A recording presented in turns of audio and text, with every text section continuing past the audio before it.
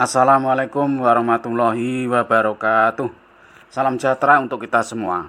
Adik-adik mahasiswa, mari kita lanjutkan kembali kuliah statika struktur. Kita sampai bab ke-9, subbab yang keempat.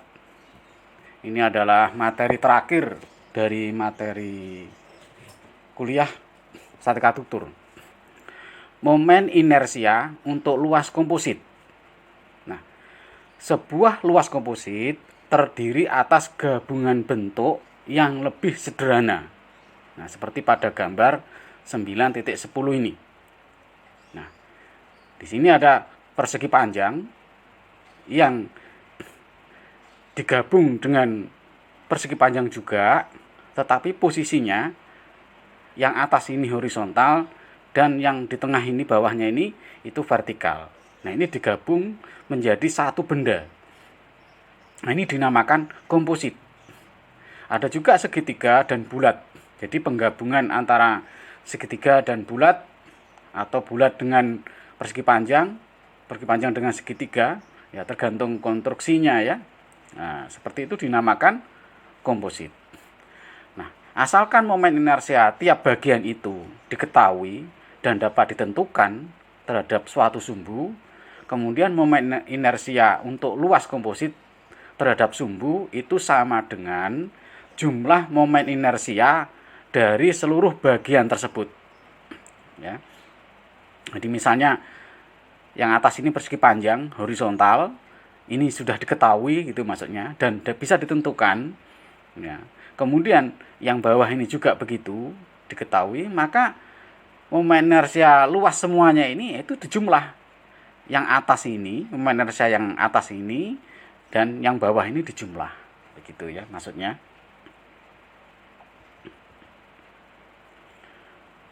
Nah, kemudian untuk menyelesaikan suatu kasus ya, untuk mencari momen inersia yang terjadi pada suatu kasus, pada suatu luas komposit, itu prosedurnya adalah yang pertama, bagian kompositnya itu ya, kita buat sketsa, kemudian kita uraikan luasan-luasannya itu ya menjadi bagian-bagian komposit, kemudian menunjukkan jarak tegak lurus dari sentroid tiap bagian terhadap sumbu referensi. Nah, ini saya jelaskan. Misalnya seperti ini. Ini kompositnya ya, yang dimensinya sudah diketahui. Kemudian sentroidnya di sini ditetapkan sumbu X dan sumbu Y-nya berada di sumbu X dan sumbu Y di sini. Nah, ini kita mau uraikan luasannya. Misalnya luasan A ya, meliputi ini 300 kali 200 kali 100 di sini. Kemudian persegi panjang dengan luasan B ya, seperti pada gambar ini. Kemudian luasan persegi panjang yang D. Nah, bisa saja luasan A di sini itu dari atas ini sampai ke bawah di sini. Ya. Tidak seperti pada gambar, tapi sini juga bisa. Ya. Makanya di sini kita disuruh menguraikan luasan mana yang mau kita buat dalam free body diagram ini. Nah, kemudian maksudnya di situ disuruh menunjukkan jarak tegak lurusnya dari sentroid tiap bagian. Maksudnya begini, kita selain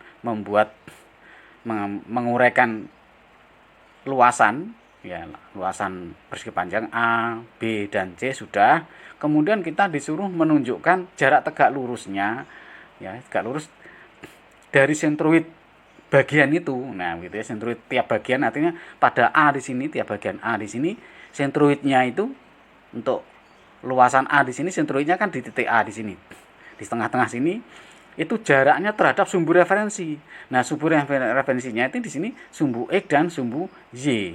Dan itu kebetulan tepat di B. Gitu ya. Kemudian yang D juga begitu. Kita disuruh membuat jarak titik beratnya ini, jarak sentroidnya ini terhadap sumbu X dan sumbu Y. Kalau terhadap sumbu X itu ini sini 200, terhadap sumbu Y di sini 250. Di sini tarik ke bawah, ke sumbu Y di sini itu 250. Nah, ini kalau terhadap sumbu Y di sini dia dx. Dx karena kenapa dx? Ya 250 ini kan pada sumbu X di sini. Kalau terhadap sumbu Y di sini dx. Kalau terhadap sumbu X di sini dz di sini.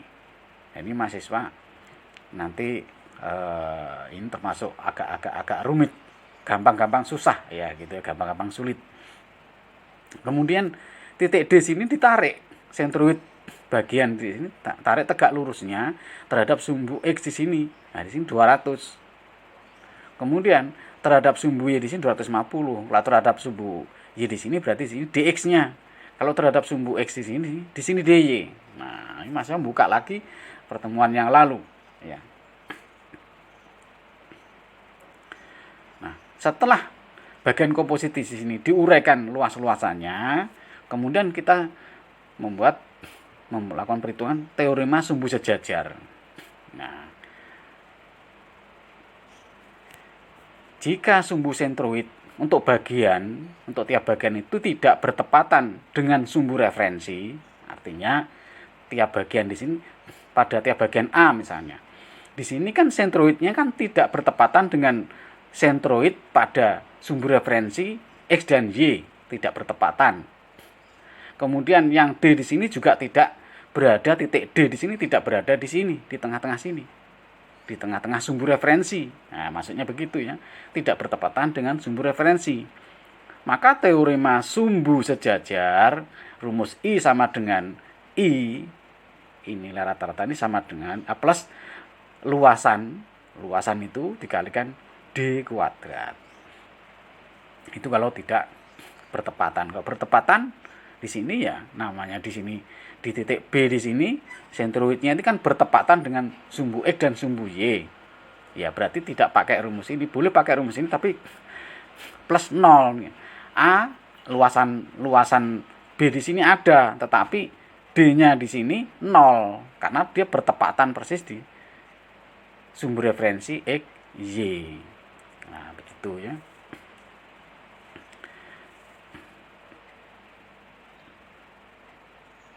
Nah, kemudian setelah itu dengan penjumlahan ya. Setelah kita bisa mencari momen inersia, ya, momen inersia sudah kita temukan di sini. Momen inersia untuk A sudah, untuk B sudah, untuk D sudah, maka dijumlahkan. Momen inersia A plus momen inersia titik B, momen inersia titik D, itu dijumlahkan. Nah, itu ketemu momen inersia komposit keseluruhan ini. Nah, sekarang langsung contoh soal. Ini mahasiswa harus konsentrasi betul ini ya. Contoh soal yang pertama, tentukan momen inersia dari luas terhadap sumbu X pada gambar 9.11a. Nah, di sini.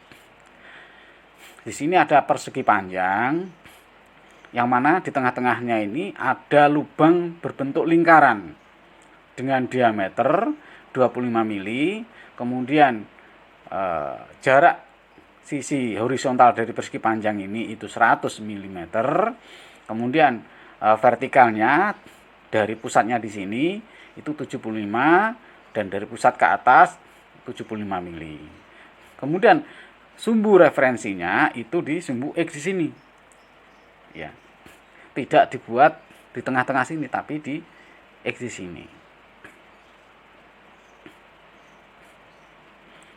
Nah, bagaimana cara menentukan momen inersia dari luasan yang berbentuk seperti pada gambar ini terhadap sumbu X ini? Ya. Karena kalau sumbu X-nya itu berada di tengah-tengah di sini, beda lagi rumusnya.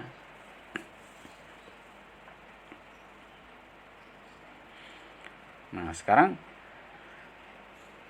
penyelesaian pertama kita buat bagian kompositnya ya. Bagian kompositnya ini ya kita tetapkan dulu. Ya.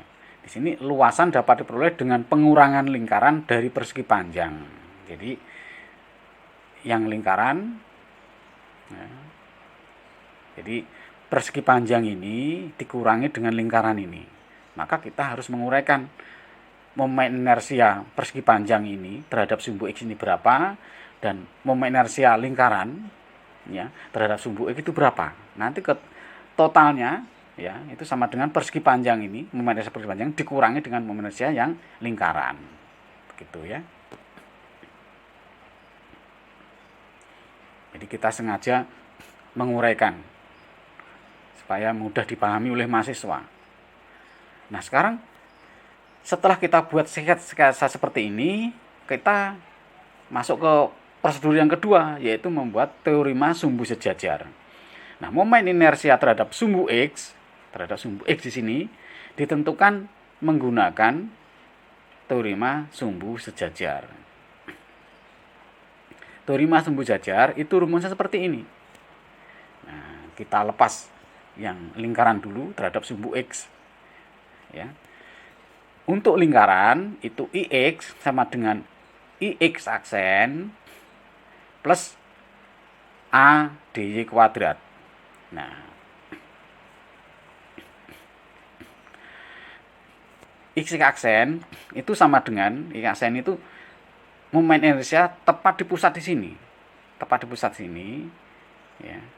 Itu sama dengan 1/4 PD pangkat 4. Ini sudah rumus inersia yang berada di sentroid. Itu maksudnya begitu ya. IX aksen itu artinya momen inersia berada di sentroidnya itu di sini. Itu 1/4 dikalikan pi D pangkat 4. Nah, diameter D pangkat 4, diameternya ini kan 25 mili. Jadi 25 mili dimasukkan ke sini. Kemudian plus di sini A DY kuadrat.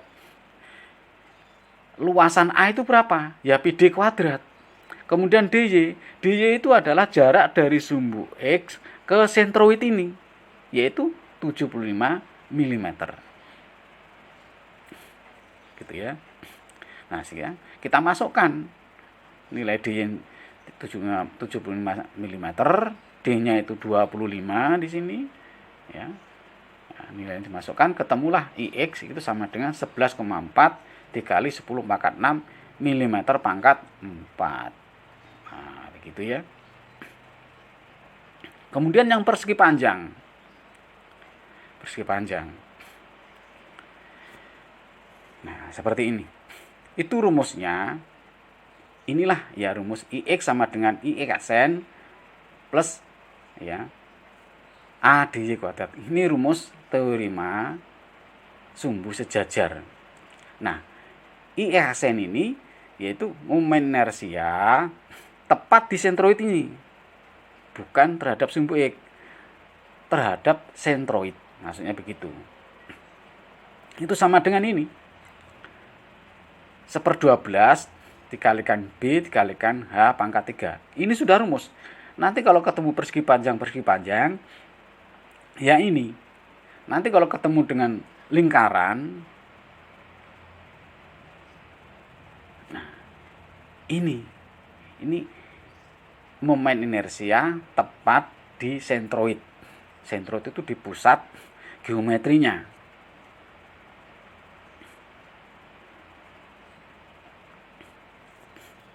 Nah, kemudian plus di sini A DY kuadrat.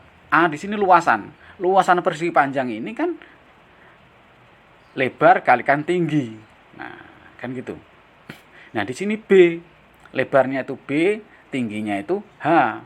Nah, maka luasannya sama dengan B dikalikan H.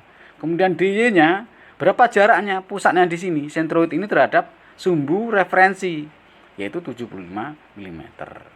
Itu DY. DY itu jarak sentroid dari luasan ini terhadap sumbu referensi. Nah, gitu ya. Nah, variabel semuanya diisi dengan nilai-nilai, maka ketemu IX itu sama dengan 112,5 kali 10 pangkat 6 mm pangkat 4. Nah, Kemudian momen inersia semuanya, ya, momen inersia semuanya itu yang ini.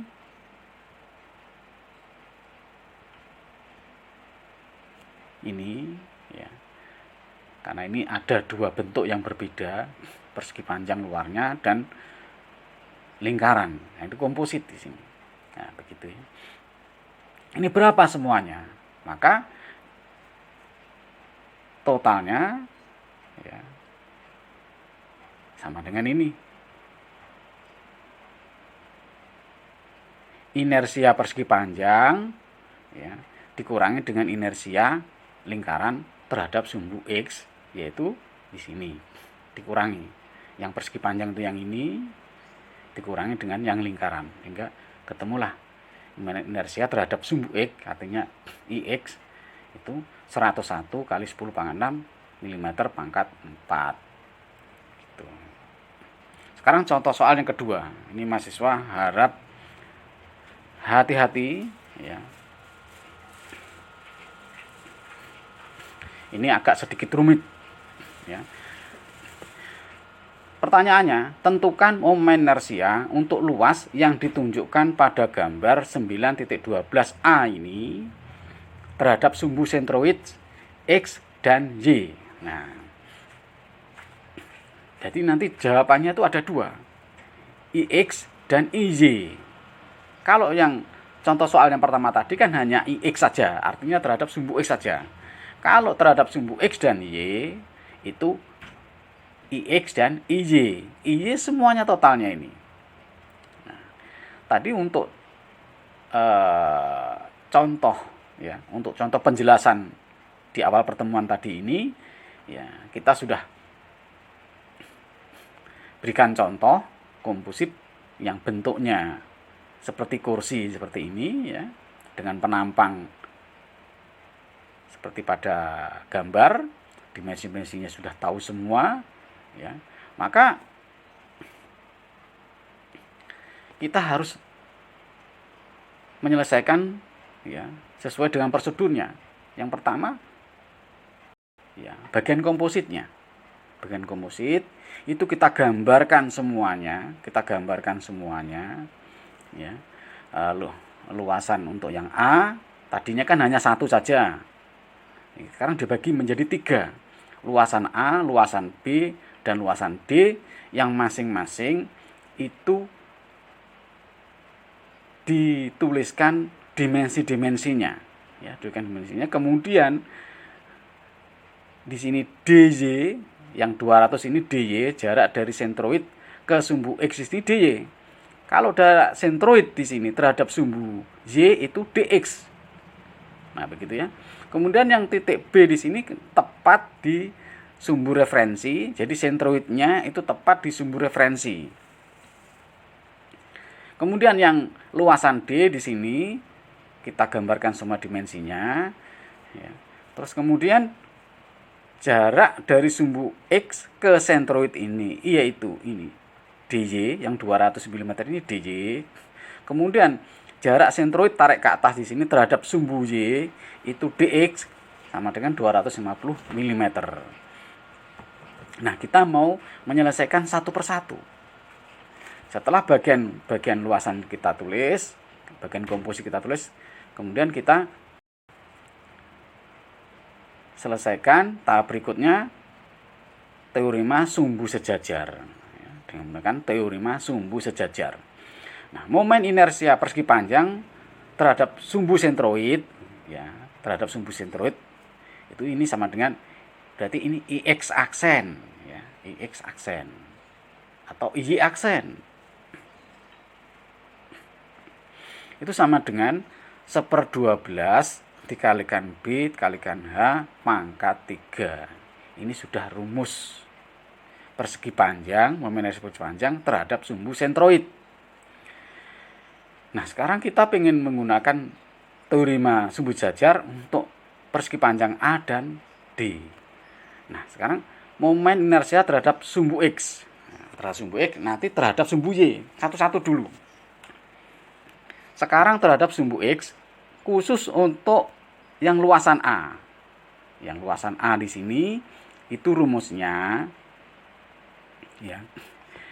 IX sama dengan IX aksen, berarti ini inersia di sumbu sentroidnya, ya, di sentroidnya, plus ADY.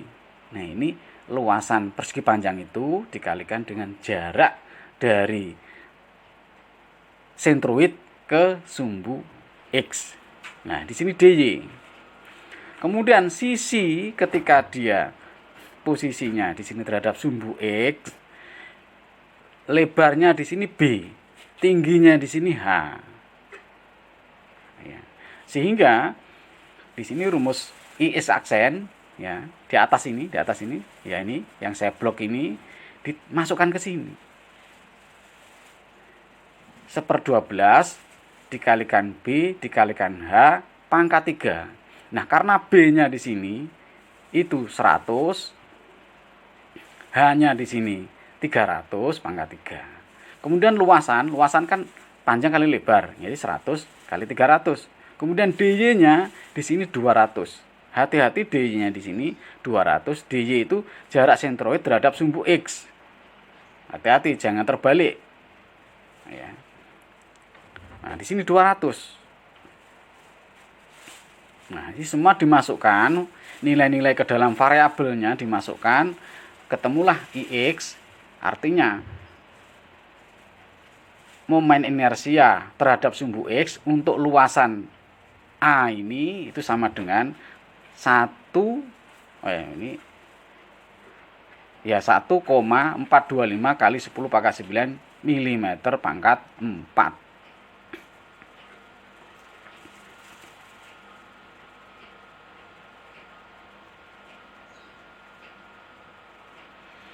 Kemudian yang momen inersia terhadap sumbu X, ya, untuk luasan D. Nah, luasan D di sini terhadap sumbu X kita gambarkan lagi. B-nya itu 100, H-nya itu 300. DY-nya itu juga 200 sama. Ya, karena luasan sama, jarak-jaraknya juga sama, ya. Maka nilainya pun juga sama di sini. 1,425 kali 10 pangkat 9 mm pangkat 4. Nah, selanjutnya sekarang yang terhadap sumbu Y. Nah, ini yang terhadap sumbu Y, ya, untuk persegi panjang A. Nah, ini mahasiswa harus hati-hati untuk menentukan B dan H, menentukan lebar dan ketinggian.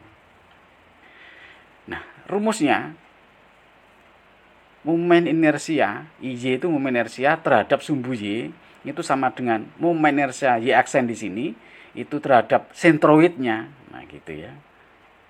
Ini momen inersia terhadap sumbu Y, sedangkan yang ini IY aksen ini momen inersia terhadap sentroidnya. Beda, ya. Plus ADX kuadrat. Jadi gambar ini harus kita uraikan di sini. Kita uraikan terhadap sumbu Y di sini. Maka di sini kan ada pertanyaan momen inersia terhadap sumbu Y, terhadap sumbu Y. Ya, Y di sini. Nah, beda dengan yang atas ini, momen inersia terhadap sumbu X. Terhadap sumbu X berarti jaraknya DY. Kalau terhadap sumbu Y, maka jaraknya DX. Jarak apa? Jarak sumbu masing-masing bagian terhadap, ya, terhadap tegak lurusnya, ya, terhadap sumbu referensi, pusat referensi. Nah, ketika di sini, ya, jarak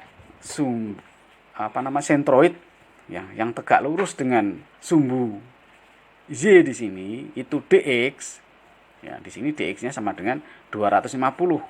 Sedangkan lebarnya itu di sini B, tingginya itu H. Sedangkan yang di sini terbalik, ya. Kalau terhadap sumbu X, yang di sini itu B, ya. Yang horizontal ini B, yang vertikal ini H. Hati-hati, ya.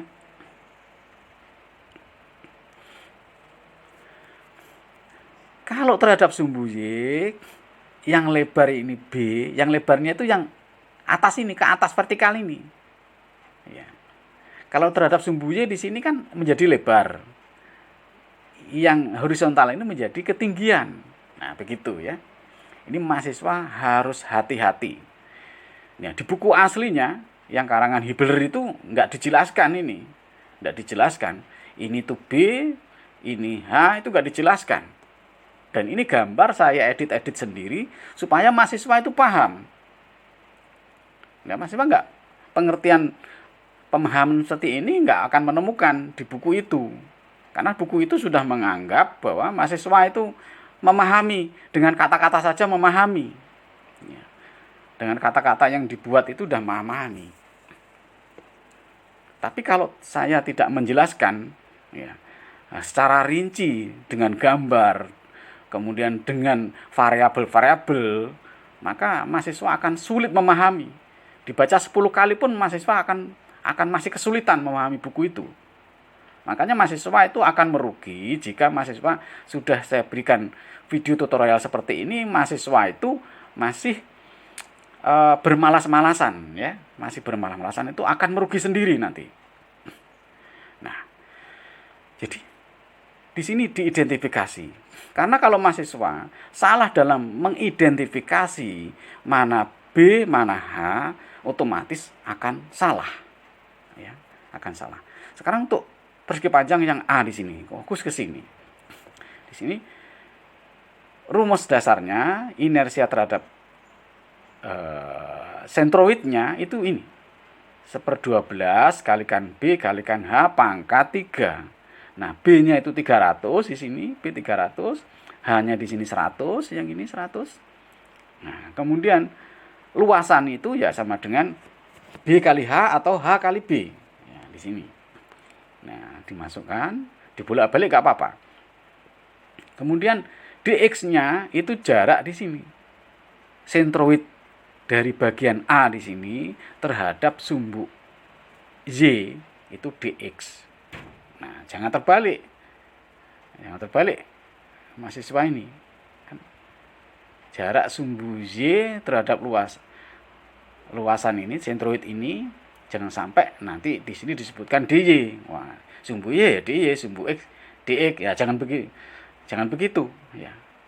Kaidahnya sudah berbeda. Makanya mahasiswa di sini harus betul-betul teliti ya, harus betul-betul teliti. Nah, setelah ketemu nilainya, untuk variabel-variabel sudah dimasukkan nilainya, maka di sini ketemu IY, momen inersia terhadap sumbu Y itu sama dengan 1,9 kali 10 pangkat 9 mm pangkat 4. Demikian juga untuk yang luasan persegi panjang D di sini. Kita identifikasi. Lebarnya itu B karena terhadap sumbu Y di sini ya. Terhadap sumbu Y di sini kan ketinggian ini kan bukan H, tetapi menyamping. Kalau terhadap sumbu Y di sini dia menyamping. Menyamping itu ya lebar. Kemudian di sini dianggap ketinggian. Nah, kemudian jarak dari sentroid terhadap sumbu Y di sini itu dx di sini. Nah, dx-nya itu 250. Jadi mahasiswa harus menetapkan sendiri jarak-jarak ini ya. Nah,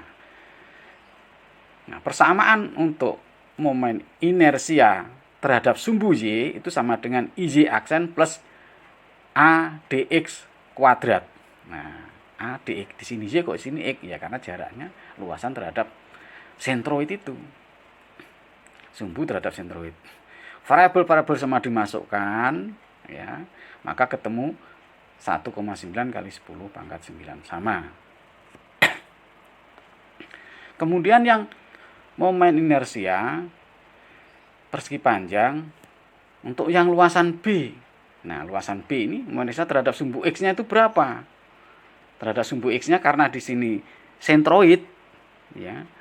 Sentroid berada persis ya.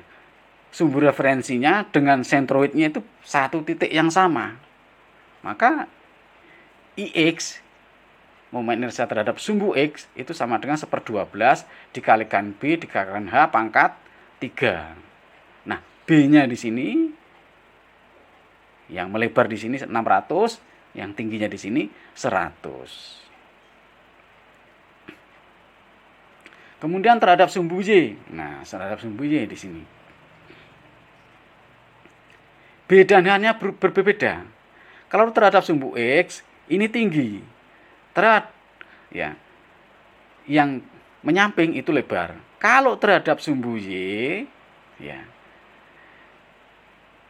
yang ini kan segaris dengan sumbu Y. Nah, berarti di sini lebar. Jadi yang segaris itu lebar. Kemudian yang tegak lurus itu dianggap ketinggian. Dicatat ketinggian.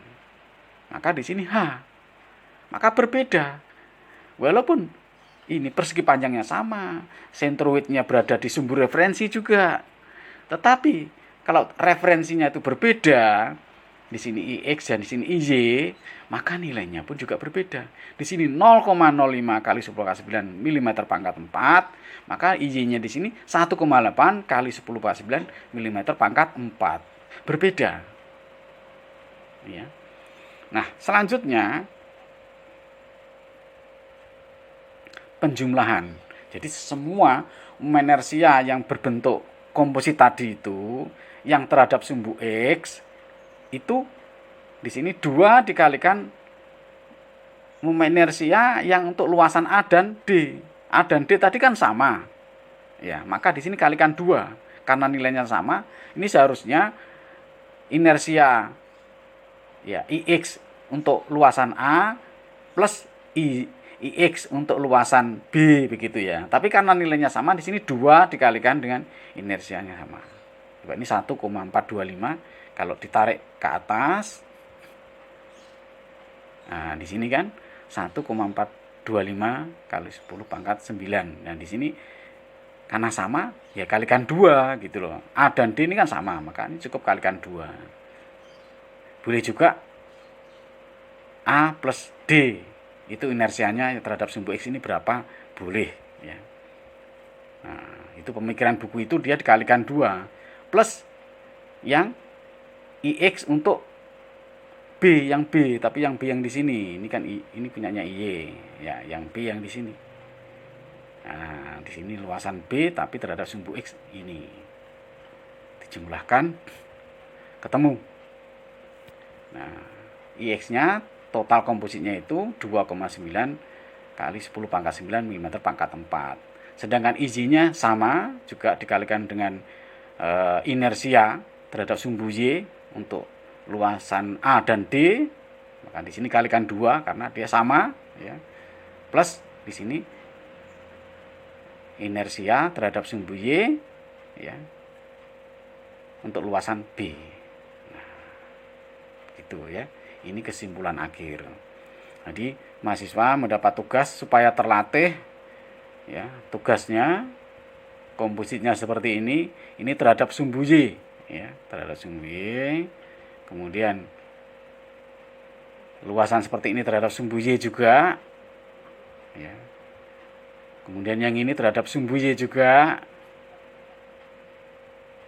Ada segitiga, nanti dicari inersia segitiga itu berapa, ada di pertemuan sebelumnya. Ini terhadap sumbu Y juga. Dan yang kelima ini terhadap sumbu X ya, terhadap sumbu X.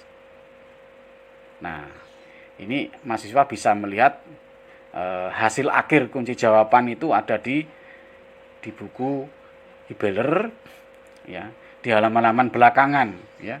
Nanti dicocokkan hasilnya dari perhitungan itu. Karena inersia ini penting ya. Demikian yang dapat kami sampaikan. Semoga bermanfaat. Selamat belajar. Wassalamualaikum warahmatullahi wabarakatuh.